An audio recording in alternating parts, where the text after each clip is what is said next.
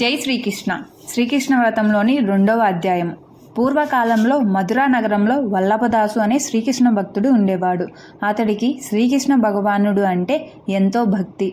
ఎప్పుడూ ఆ గోకులనందననే తలుస్తూ కాలం గడిపేవాడు. తనకు సంతోషం కానీ కష్టం కానీ కలిగినా ఆ స్వామికే విన్నవించుకునేవాడు. వల్లభదాసు పూర్తి భక్తి పారవస్యంలో మునిగి తేలుతూ ఒక్కొక్కసారి ఆ గోపాలకృష్ణుడు తన ఎదురుగా ఉన్నట్లు తలిచి మాట్లాడేవాడు. ఇతడి అనన్య భక్తి చూసి చుట్టుపక్కల వారు ఎంతో ఆశ్చర్యపోయేవారు. వల్లభదాసు ప్రతిరోజు మధురలోని శ్రీకృష్ణ మందిరానికి ఉదయాన్నే వెళ్ళి స్వామిని దర్శించేవాడు.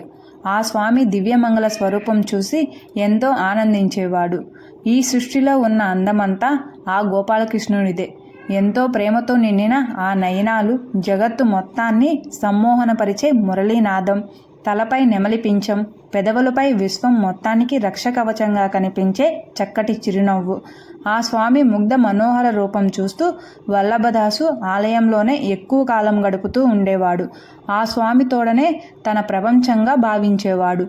ఆ రోజుల్లో శ్రీకృష్ణ మందిరంలో ప్రతిరోజు ఎవరో ఒక భక్తుడు శ్రీ స్వామివారికి నైవేద్యం చేసే సమయంలో వేణుగానం ఆలపించేవాడు.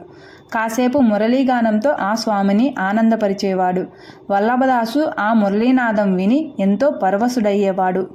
ఆ దివ్యనాదం వింటూ ఆ స్వామి వంక తన్మయంతో చూస్తూ మైమరిచిపోయేవాడు. ఆలయానికి నిత్యం వచ్చే భక్తులందరికీ వల్లభదాసు సుపరిచితుడే.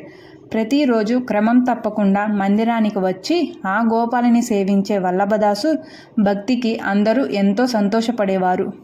రోజులు ఇలా గడుస్తుండగా ఒకనాటి రాత్రి వల్లభదాసుకి ఎంతో జ్వరం వచ్చింది. మరునాటి ఉదయం కొంచెం తగ్గినా విపరీతమైన నీరసంతో అడుగు తీసి అడుగు ముందుకు వేయలేకపోయాడు. అయ్యో, ఇంత నీరసంగా ఉంది, ఈరోజు ఆ స్వామిని దర్శించలేనా, మురళీనాదం వినలేనా అని బాధపడుతూ మంచం మీదనే పడుకున్నాడు. అంతలో ఒక చిన్న పిల్లవాడు గల్లు గల్లున గజ్జల శబ్దంతో పరిగెడుతూ ఇంట్లోకి వచ్చాడు. వల్లభదాసు వద్దకు వచ్చి, ఏం తాత దిగాలుగా ఉన్నావు అని అన్నాడు. ఆ బాలుడు చిరునవ్వు చూడగానే వల్లభదాసు నీరసం తగ్గింది. శరీరంలో కొంచెం ఓపిక వచ్చింది. ఆ పిల్లవాడిని చూసి ఎంతో ముచ్చట పడుతూ, ఎక్కడి నుండి వచ్చావు నాయనా అని అన్నాడు. అప్పుడు ఆ బాలుడు, ఈ ఊరంతా నాదే అని చిలిపిగా నవ్వుతూ అన్నాడు. తన చేతిలో ఉన్న వెన్న కొంచెం వల్లభదాసుకు ఇచ్చాడు. శ్రీకృష్ణ మందిరం నుంచి తెచ్చానని చెప్పాడు.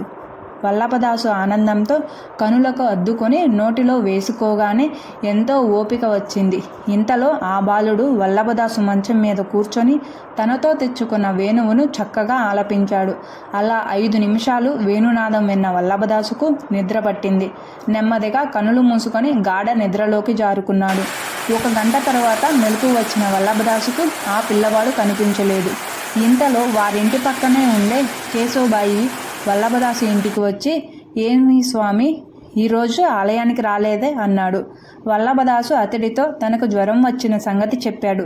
ఇంతలో కేశవబాయి అతడి మంచం పక్కనే ఉన్న చిన్న చెక్క బల్లపై తలతల మెరిసిపోతున్న పిల్లను గ్రోవిని చూశాడు. వెంటనే అతడు వల్లభదాసుతో ఇలా అన్నాడు, ఓ స్వామి, ఈ ఉదయం ఆలయానికి వెళ్ళినప్పుడు అక్కడ అందరూ ఎంతో ఆందోళనతో ఉన్నారు. స్వామివారి చేతిలోని దివ్య మురళి మాయమైంది. ఎలా, ఎవరు దొంగలించారా అని అందరూ ఆందోళన చెందారు. ఎంత వెతికినా ఎక్కడా కనపడలేదు. ఇదిగో ఇక్కడ నీ చెంతనే ఉన్నది. నీవు ఎంతో పుణ్యం చేసుకున్నావు. ఆ గోపాలుడే స్వయంగా మీ ఇంటికి వచ్చి వేణునాదం వినిపించాడు అని అన్నాడు. సాక్షాత్తు ఆ చిన్ని శ్రీకృష్ణుడే తన వద్దకు వచ్చి తన ప్రసాదాన్ని ఇచ్చి వేణుగానం వినిపించి మరీ వెళ్ళాడని తెలుసుకున్న వల్లభదాసు ఆనందానికి అవధులు లేవు. ఆ స్వామి భక్త వాత్సల్యానికి ఎంతో సంతోషించాడు. అప్పుడు వల్లభదాసు కేశవబాయి ఇద్దరూ కలిసి ఆ వేణువుని తీసుకొని శ్రీకృష్ణ మందిరానికి వెళ్ళి జరిగిన విషయాన్నంతా వివరించారు. అక్కడ వారందరూ ఆ శ్రీకృష్ణ పరమాత్మ వల్లభదాసుపై కురిపించిన ప్రేమానురాగాలకు ఎంతో సంతోషించారు. అంతటి స్వామివారి ప్రియభక్తుడు తమ నగర మధురంలో ఉన్నందుకు వారంతా ఎంతో ఆనందపడ్డారు. ఆ గోపాలనికి తన భక్తులపై గల వాత్సల్యాన్ని తలుచుకొని మురిసిపోయారు. శ్రీకృష్ణుల వారికి తన భక్తులంటే ఎంతో ప్రేమ, ఎంతో అనురాగం. తననే సర్వస్వంగా భావిస్తూ జీవించే వారిని ఎల్లవేళలా ఎల్లప్పుడూ కంటికి రెప్పలా కాపాడుతుంటాడు. గోవిందా అని ఆర్దతో పిలిస్తే చాలు వేగంగా పరిగెత్తుకు వచ్చి మనల్ని ఆదుకుంటాడు. మనల్ని ఎంతో ఆనందంతో ముంచెత్తుతాడు. 2వ అధ్యాయం సమాప్తం. గోవింద గోపాల గోకులనందన. శ్రీకృష్ణ వ్రతం 3వ అధ్యాయం. కృష్ణన్ దంపతుల కథ. శ్రీకృష్ణుడు భక్తాధీనుడు, భక్తవత్సలుడు. ఆ స్వామికి తన భక్తులంటే పంచప్రాణాలు. ఎవరైనా తనను దూషించినా సహిస్తాడు, కానీ తన భక్తులను ఎవరైనా మాటలతో కానీ చేతలతో కానీ బాధ పెడితే వారిని ఏమాత్రం ఉపేక్షించడు, కఠినంగా శిక్షిస్తాడు.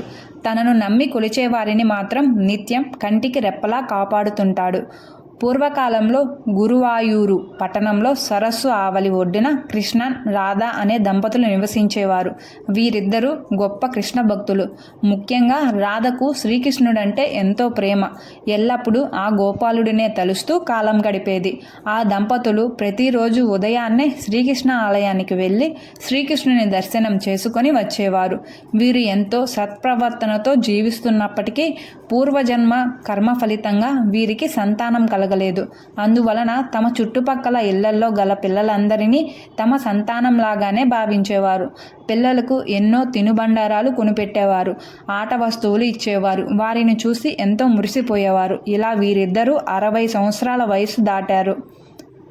ప్రతి సంవత్సరం రాధకు శ్రీకృష్ణాష్టమి నాడు ఒక చిన్న పిల్లవాడిని బాలకృష్ణుడిలాగా అలంకరించి భోజనం పెట్టి కొత్త బట్టలు ఇచ్చి పంపే అలవాటు ఉండేది. ఆ పిల్లవాడికి ఎన్నో బహుమానాలు ఇచ్చేది. రాధకు ఉన్న ఈ ముచ్చట చూసి చుట్టుపక్కల వారు ఎంతో మురిసిపోయేవారు. శ్రీకృష్ణాష్టమి వస్తున్నది అంటే రాధకు వారం రోజుల ముందు నుంచే పండుగలాగా ఉండేది. ఇల్లంతా రకరకాల పూలతో అలంకరించేది. చుట్టుపక్కల పిల్లల కోసం ఎన్నో రకాల పిండి వంటలు చేసి పెట్టేది.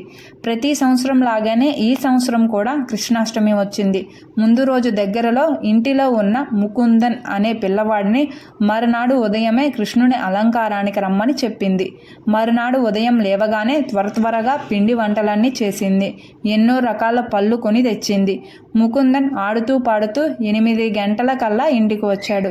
ఆ పిల్లవాడిని చక్కగా కొత్త బట్టలు తొడిగించి చక్కగా అలంకరించి రకరకాల ఆటలు ఆడుకున్నది. ముకుందన్ ఆకలి వేస్తున్నదంటే పిల్లవాడిని కూర్చోపెట్టి భోజనం వడ్డించింది. ముకుందన్ వండిన పదార్థాలు ఆనందంగా తింటూ ఉంటే రాధ ముచ్చటగా ఎదురు కూర్చుంది. వారిద్దరిని అలా చూస్తుంటే కృష్ణన్కు ఎంతో ముచ్చట వేసింది. ఇంతలో ఆ పిల్లవాడు అమ్మా నాకు మామిడి పండు కావాలి అని అన్నాడు. రాధ అతడితో కన్నా ఇప్పుడు మామిడి పండ్లు దొరకవు కదా, నీకు చక్కటి అరటి పండ్లు జామ పండ్లు తెచ్చి పెట్టనా అంది. అప్పుడు ముకుందన్ అమ్మా నువ్వు మామిడి పండ్లు తెచ్చావు, నాకు అబద్ధం చెబుతున్నావు అన్నాడు.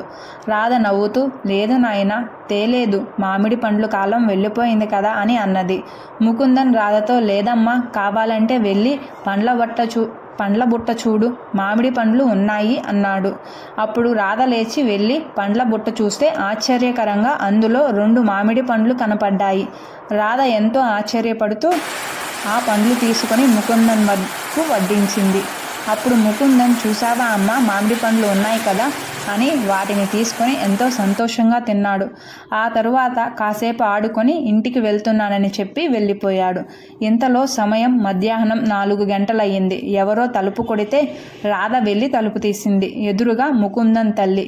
ఆమె రాధతో ఇలా అంది, రాధా ఏమీ అనుకోకు, ఉదయం ముకుందన్ మీ ఇంటికి రాలేకపోయాడు, వాడికి రాత్రంతా ఒకటే జ్వరం అని అన్నది. అప్పుడు రాధ ఆశ్చర్యపోయింది. ఉదయం ముకుందన్ వచ్చి భోజనం చేయడం మామిడి పండ్లు అడిగి మరీ తినటం చెప్పింది. వారిద్దరికీ ఆశ్చర్యానికి అంతులేదు. అప్పుడు వారికి జరిగినది అర్థమైంది. ఉదయం కృష్ణన్ రాధ దంపతుల ఇంటికి వచ్చింది సాక్షాత్తు బాలకృష్ణుడే అని తెలుసుకొని ఆ దంపతులు ఎంతో ఆనందపడ్డారు. ముకుందన్ తల్లి కూడా ఈ దంపతులపై బాలకృష్ణుడు చూపించిన అనుగ్రహానికి ఎంతో సంతోషించింది. ఆ దంపతులిద్దరూ సాయంత్రం ఆలయానికి వెళ్ళారు. అక్కడికి వెళ్ళగానే అక్కడ భక్తులందరూ ఏదో చర్చించుకుంటూ కనపడ్డారు. విషయం ఆరా తీస్తే ఆ రోజు మధ్యాహ్నం నుంచి గర్భాలయం నుంచి మామిడి పండ్ల వాసన వస్తుంది. ఈ కాలంలో మామిడి పండ్లు దొరకవు కదా, ఈ మామిడి పండ్ల వాసన ఎలా వస్తుంది? ఎవరికీ అర్థం కాలేదు. ఈ సంగతి విన్న కృష్ణన్ రాధా దంపతులకు ఆనందంతో కనుల వెంట నీరు కారాయి. ఉదయం బాలకృష్ణుడే తమ ఇంటికి వచ్చి మామిడి పండ్లు వడ్డించుకున్నాడు. ఈ విషయం అక్కడున్న భక్తులందరికీ చెప్పారు. ఆలయంలో మామిడి పండ్ల వాసన రావడానికి గల కారణం భక్తులందరికీ అర్థమయ్యింది. కృష్ణన్ రాధ దంపతుల భక్తికి అందరూ ఎంతో సంతోషించారు. శ్రీకృష్ణుల వారికి తన భక్తులంటే అంతటి వాత్సల్యం, అంతటి అనురాగం. ఎల్లవేళలా ఆ స్వామినే స్మరించే వారి యోగక్షేమాలు తానే వహిస్తాడు. మనం చేయవలసిందల్లా అహంకారం పూర్తిగా వదిలేసి మన మనసుని ఎప్పుడు ఆ స్వామి పైననే లగ్నం చేయడం. మనకు కావలసినవన్నీ ఆ స్వామి సమకూరుస్తాడు. ఆ గోపాలకృష్ణుని నమ్మి కొలిచే వారి జీవితం ఎప్పుడు శుభప్రదంగా గడుస్తుంది. 3వ అధ్యాయం సమాప్తం. గోవింద గోపాల గోకులనందన. జై శ్రీకృష్ణ.